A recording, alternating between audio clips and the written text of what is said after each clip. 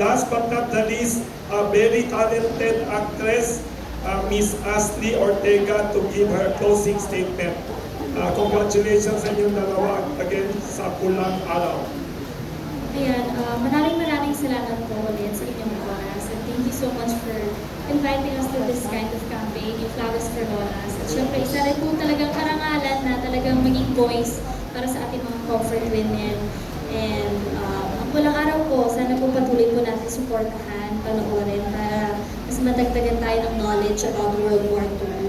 And yes po, bilang isang artista, isang influencer, I will continue to spread awareness and to be a voice to comfort women. At syempre, pinagdadasal ko rin po na sana mabigyan ng hustisya ang ating mga comfort women. Salamat po and have a good day. Ingat po kayo dahil masama po ang panahon and alam kong gutom na rin po kayo. I think for all you have watched now. Thank you.